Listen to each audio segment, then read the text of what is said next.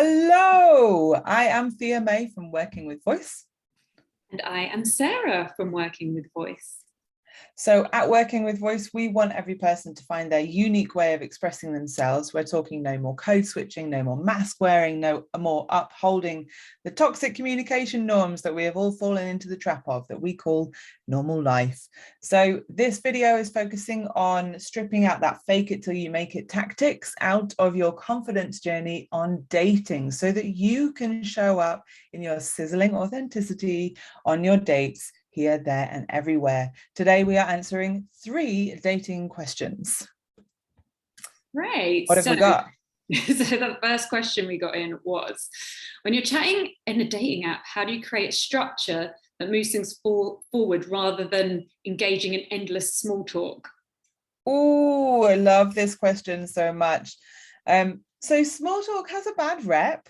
And unnecessarily, I think, really. So I want to quickly bring in this reframe around the function of small talk.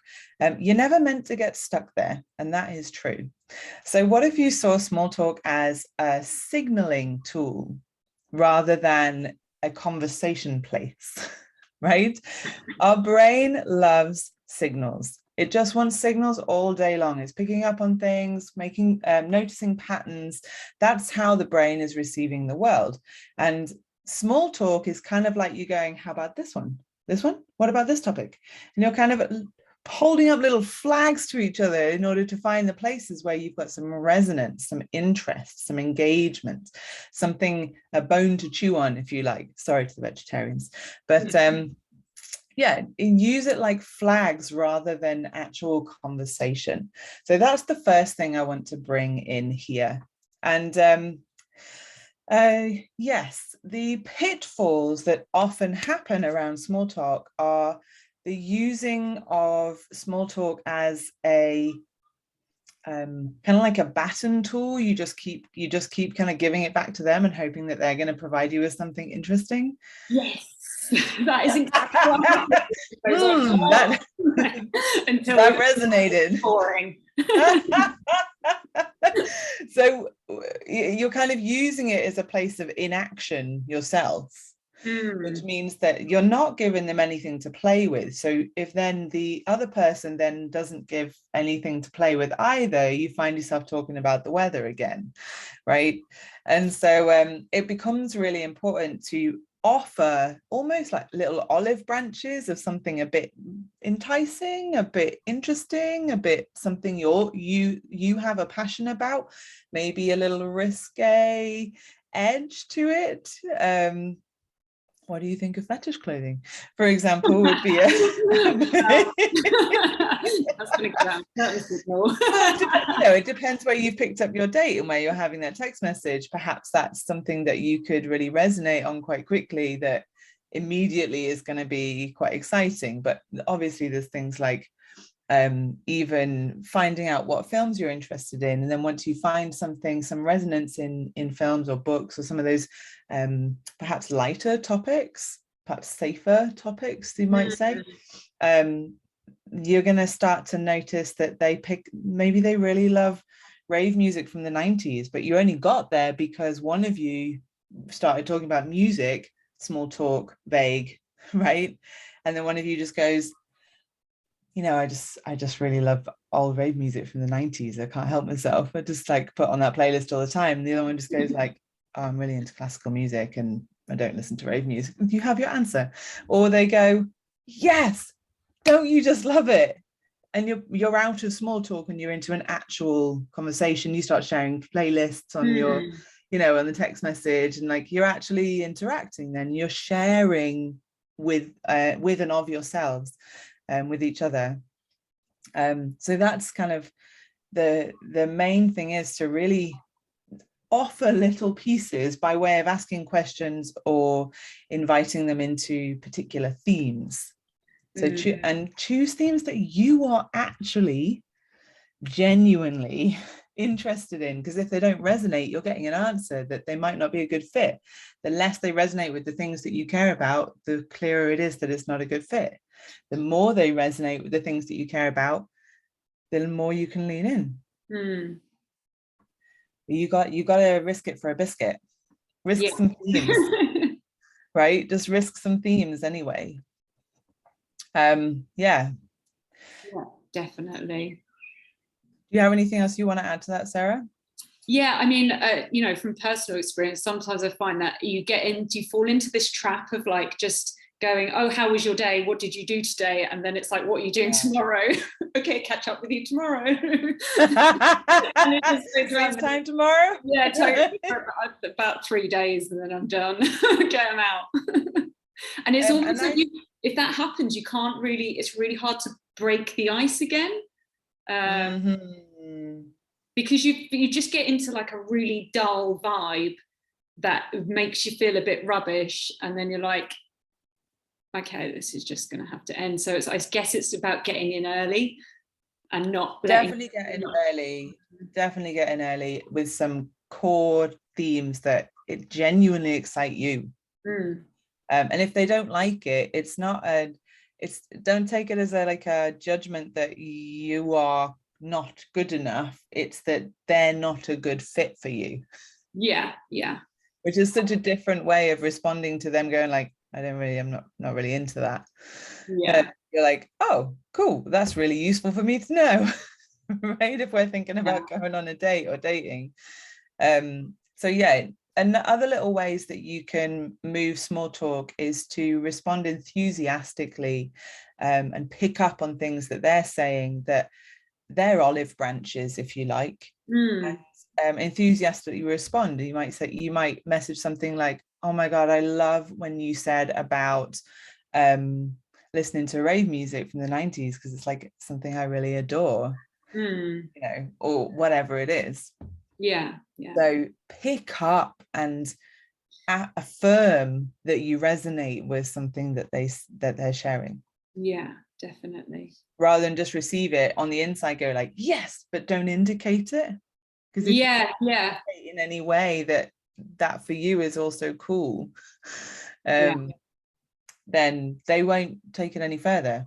And that's how you end up trapped in the small talk. Either you've offered nothing for them to play with and they've not picked it up, or you haven't indicated that something that they've said has sparked something for you. Yeah. As soon as you've got a spark, you can go down into something. The key is to bring the vibes. Bring the vibes and risk it for a biscuit. Don't take it personally if they don't like it. And don't carry on flogging a dead horse.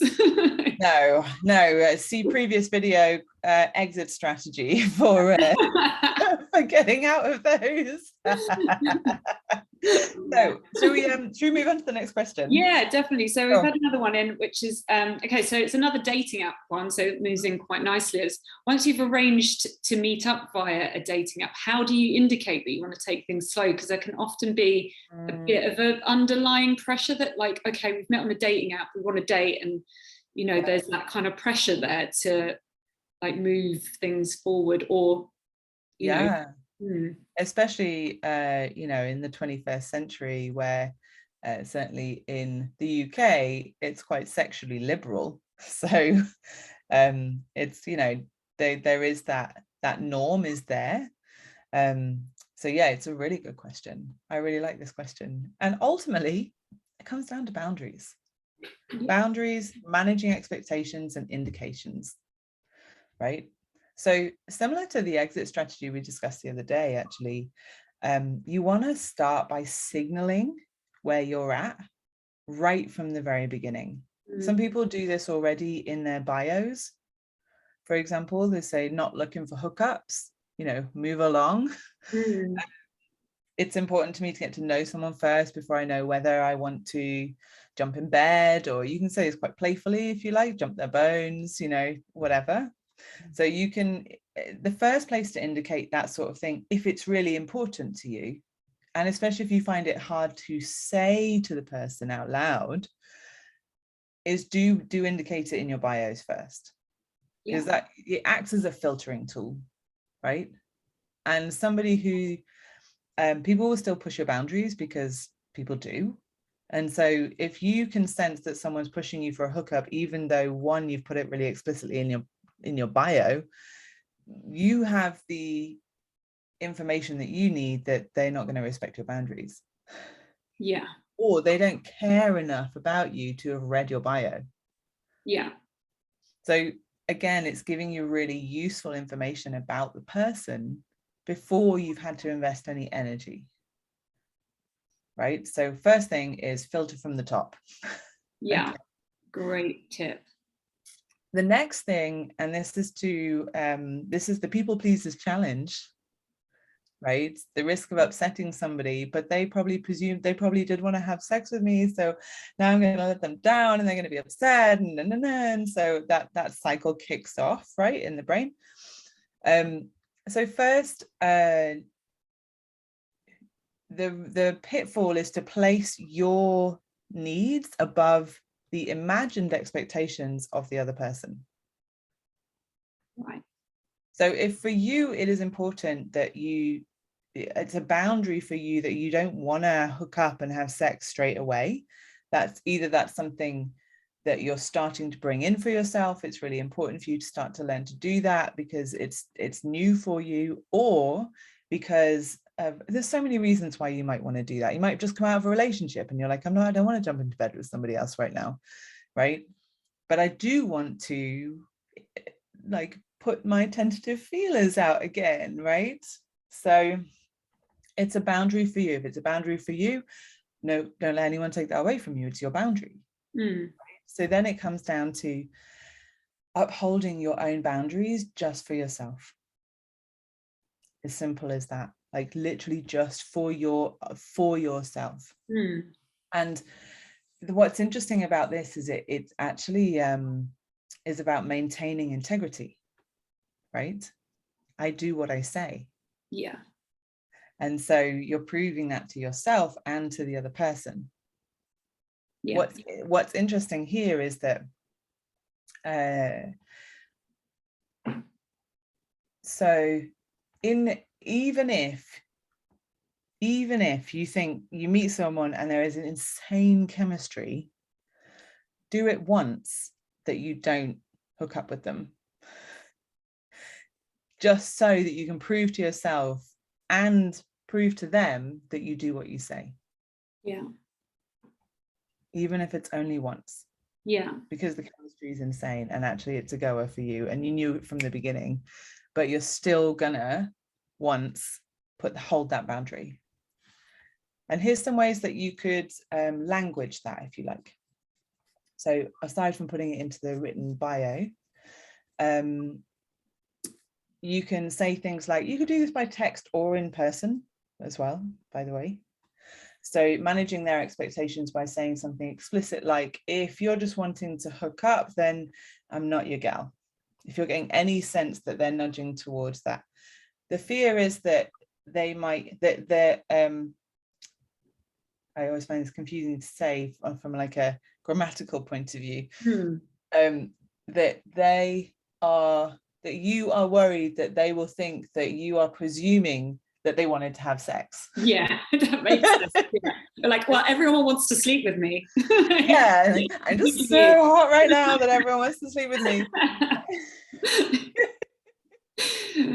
This is presumptuous. Yeah, but actually all you're doing is upholding your boundary for your own sake. Yeah.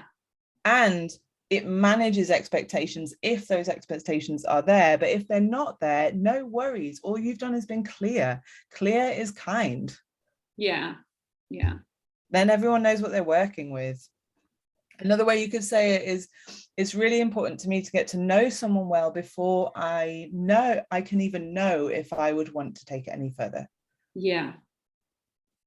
Another way you can say it is, look, intimacy is part of my love language. Until I have that relationship there, I can't even really entertain the idea of jumping into bed. So we're going to spend the next 3 dates just getting to know each other.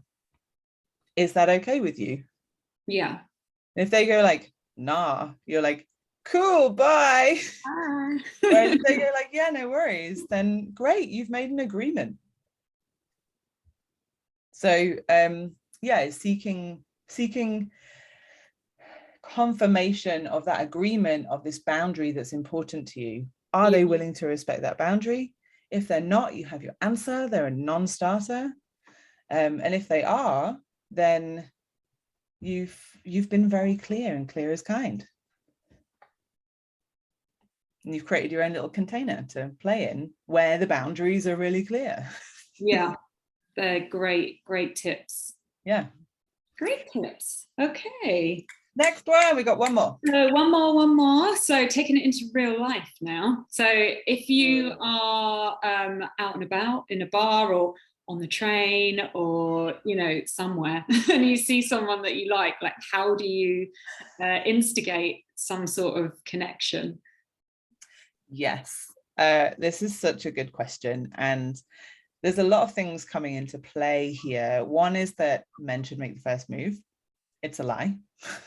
If you're attracted to someone, indicate this, right? Otherwise, as far as I'm concerned, you've handed over your power and you're waiting. You're waiting, hoping that they will notice you and indicate that they are interested, when you knew straight away that you fancied them. Yeah. So the first thing is, if you fancy someone, make the first move. As a woman, for us, that's like can be quite a new thing. Daunting. Hey? Daunting.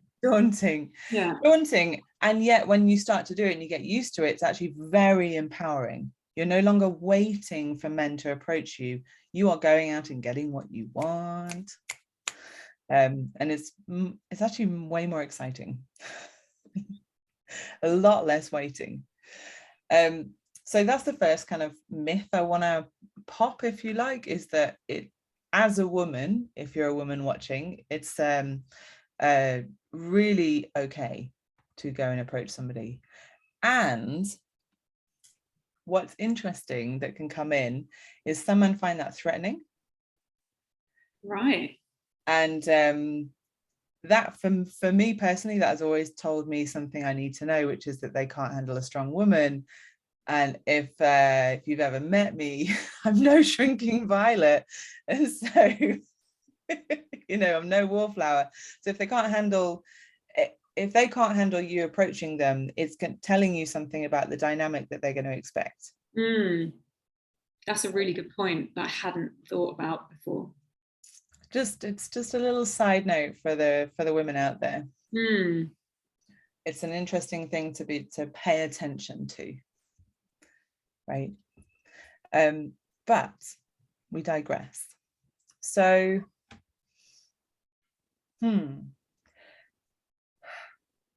yes, the other major thing that comes into play in terms of not wanting to or feeling anxious about approaching somebody is the fear of rejection. So let's do a quick reframe. Every no brings you closer to a yes. If they're not interested, you want to know that. Filtering. Exactly. You can almost use communication really as a sieve for greatest resonance, and you only really want to give your energy to the conversations, the interactions, the writing and interactions like text messages and stuff that have the greatest resonance. And the other one is that need to be done. But greatest resonance, we're in dating, so we're looking for resonance, right? Yeah. And so you filter as much as possible. The easiest way to approach somebody is literally just to go up to them and say, hey. Then you've instigated an interaction. You don't have to have the whole thing planned out, because the beauty of interactions is that they are a back and forth between you and the other person. So rather than thinking, I have to know how this interaction is going to go, you could never know how this interaction is going to go anyway. All you've got is there something there? So popping back up to the first question, the small talk question. Once you've initiated interaction, you're then entering the small talk landscape, and you want to kind of find some landing pads that you could maybe find conversation about. So a while back, I literally hooked up with somebody by asking them if I could borrow their charger on a train. It was really hot. I did genuinely need a charger because my power pack had completely died. Like it had given up the ghost, it was useless to me, and I had no way of getting charge onto my phone. I was going to need charge at the other end. Yeah. I was running out. So I had a genuine problem, but I did choose to ask the hot guy. Right? Always ask the hot guy. Because I really fancied him. He got on the train like a couple of stations down from where I'd got on, and it was like, I need a charger. I'm going to ask him if he has a charger. So I initiated that interaction by asking him if he had a charger I could borrow, that I could plug into the train. So I'm using the context that we're in, the problem that I genuinely have, but I'm choosing him because I think he's hot. Amazing. And there I have initiated an interaction. I let him know that I think he's hot by using a little bit more eye contact. I don't know if he's with somebody or anything at this point. We're complete strangers. So I can, all I can do is like, I'm just seeking for, is there anything here? Is there any potential here? Does this person indicate that they might find me attractive as well? He started to pick up conversation with me because I was using his charger on the next table. So we started to have this interaction back and forth. And I could tell that he was interested because he kept the conversation going. We both started to keep this conversation going, and then we found areas. We've got some lovely safe topics. Where are you going? Right, we're all both sat on a train.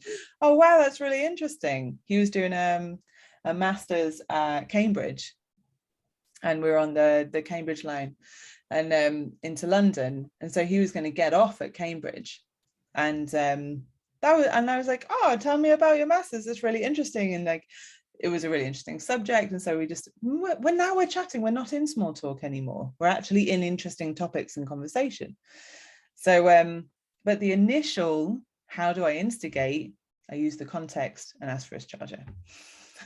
Brilliant. So, and it worked a treat.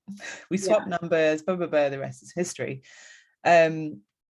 So yes, the making of the first move honestly is as simple as saying hi on the bus, in the bar, in the club, in the park, wherever you are, in the library.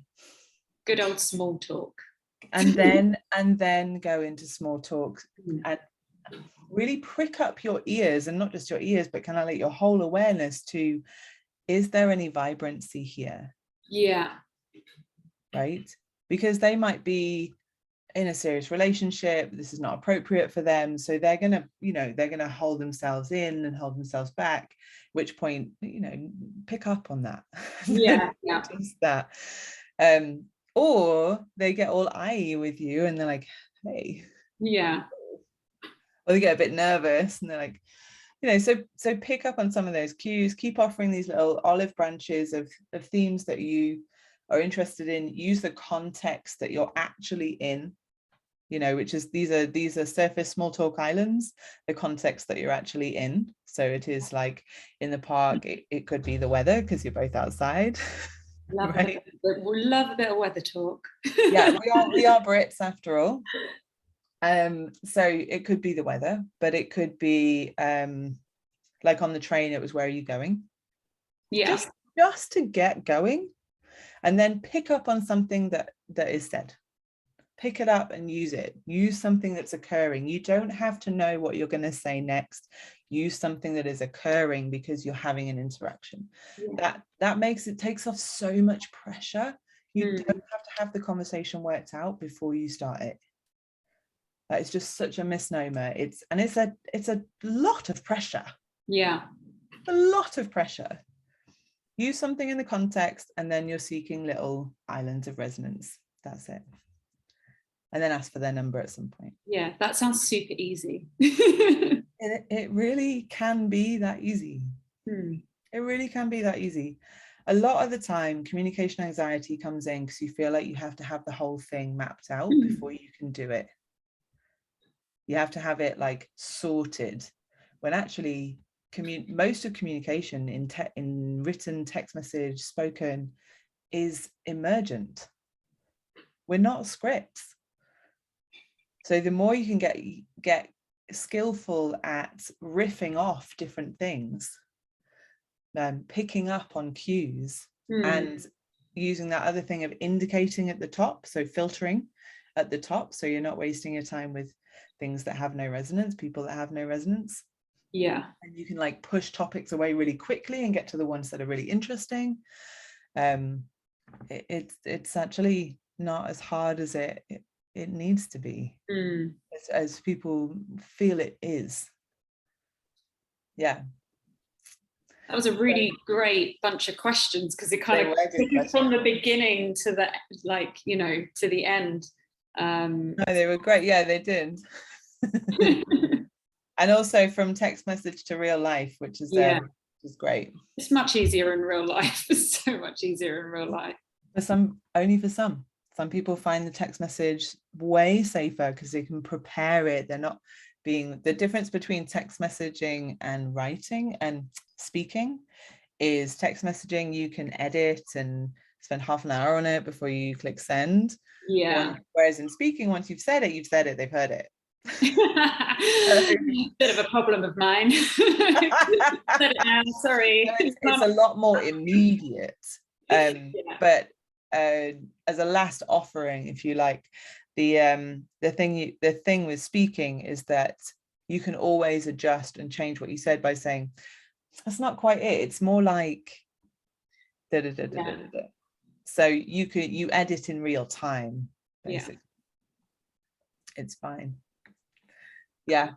So hope that helps.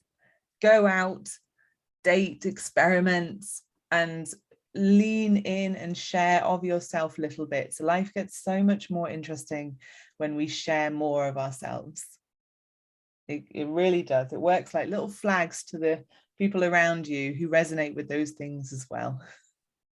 Definitely. And the sharing of these questions is just in, like, you know, it's really enlightening for me and for, so interesting. They're great questions. And so if this has sparked off more questions in your brain, in your soul, in your heart, then drop them down in the comments, because we'll pick them up and we'll do more videos like this, or we'll answer them in the comments. But yeah, send out your dating questions and we will answer them. All right. Goodbye, everybody. Bye.